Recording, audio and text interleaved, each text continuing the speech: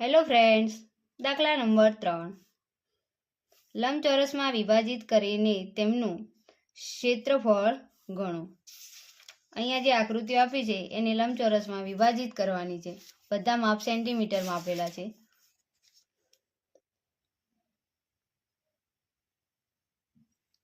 એક જે આકૃતિ આપી હતી એલ આકારમાં એને અહીંયાથી આપણે બે ભાગ કરી દઈએ, આ એક ભાગ અને આ બીજો ભાગ। તો લંબચોરસ એકનું ક્ષેત્રફળ લંબાઈ કેટલી થશે? આખી લેવાની છે આટલા સુધી, બરોબર। તો 12 થશે અને પહોળાઈ 2 થશે, તો 12 દુ 24 ચોરસ સેમી।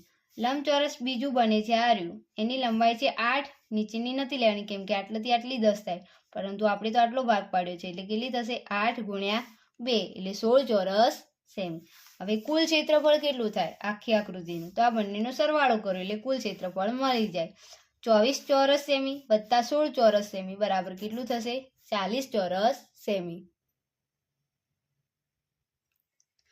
2 ટી આકાર આપ્યો છે, આખું 5 છે, બાજુનું 1 છે, આ બે છે અને અહીંયા 1 પણ છે, આ 4 છે, બરોબર। તો અહીંયા બે ભાગ પાડીએ, આટલાથી કાપી નાખીએ તો એક ભાગ અને આ બીજો ભાગ। તો લંબચોરસ એકનું ક્ષેત્રફળ બરાબર લંબાઈ ગુણ્યા પહોળાઈ, લંબાઈ છે 5 અને પહોળાઈ છે 1 સેમી, તો 5 એકા 5 ચોરસ સેમી।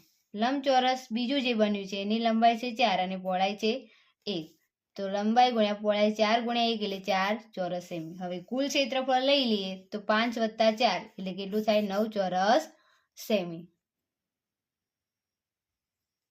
ત્રીજું એક વત્તા જેવો નિશાની આપી છે, બરોબર। અહીંયા આપણે ભાગ પાડીએ તો એ પહેલો ભાગ અને અહીંયા એક લીટી કરી દઈએ, તો પહેલો, બીજો અને ત્રીજો। તો પહેલો જે ભાગ છે ચોરસ આકાર બને છે, તો કે ચોરસ એકનું ક્ષેત્રફળ લંબાઈ ગુણ્યા લંબાઈ 7 ગુણ્યા 7 તો 49 ચોરસ સેમી થશે। બીજો ભાગ જે છે 7 વત્તા આરી 7 ને વત્તા આ 7 એટલે કેટલી લંબાઈ થાય? 7 વત્તા 7 વત્તા 7 21 લંબાઈ થશે, કેટલી? 21 સેમી।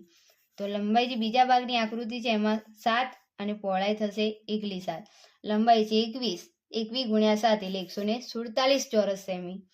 ત્રીજા ભાગનું જેમ પહેલા ભાગનું આવે તેવી જ રીતે લંબાઈ ગુણ્યા પહોળાઈ, અહીંયા લંબાઈ પણ 7 છે અને પહોળાઈ પણ 7 છે। તમે અહીંયા લંબાઈ ગુણ્યા પહોળાઈ અથવા લંબાઈ ગુણ્યા લંબાઈ પણ લખી શકો છો। સીધી 49 સરખી છે એટલે એલ ગુણ્યા એલ જ લખીશું, સીધી 49 ચોરસ સેમી।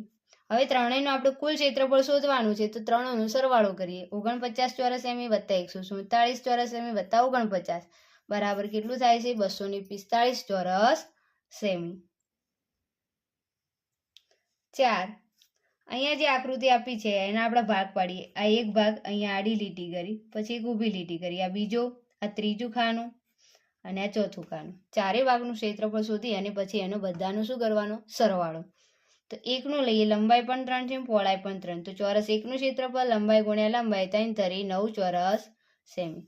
બીજો ભાગ જે છે લંબચોરસ બને છે, આખું 4 હતું, એમાંથી આટલું 3 કાઢ નાખો તો આ 1 વધ્યું, તો આને આપણે આ માપ લઈશું 1, કેટલું લઈશું? 1, તો લંબાઈ છે 2 અને પહોળાઈ છે 1, તો લંબચોરસ 2 નું ક્ષેત્રફળ લંબાઈ ગુણ્યા પહોળાઈ 2 એકા 2 ચોરસ સેમી। ત્રીજો આકાર જે ભાગ બને છે ચોરસ બને છે, ચોરસ 3 નું ક્ષેત્રફળ લંબાઈ ગુણ્યા લંબાઈ, લંબાઈ પણ 3 છે અને પહોળાઈ પણ કેટલી થશે? 2 વત્તા 1 એટલે 3 થશે, અથવા 4 માંથી આ 1 કાઢ નાખો એટલે પણ કેટલી થાય? 3, 3 તરી 9 ચોરસ સેમી। ચોથો ભાગ છે લંબચોરસ છે, તો લંબચોરસ 4 નું ક્ષેત્રફળ લંબાઈ ગુણ્યા પહોળાઈ, લંબાઈ છે 4 અને પહોળાઈ છે 2, તો 4 દુ 8 ચોરસ સેમી। બધાનો સરવાળો કરીએ, 9 વત્તા 2 વત્તા 9 વત્તા 8 ચોરસ સેમી કેટલું થશે? 28 ચોરસ સેમી।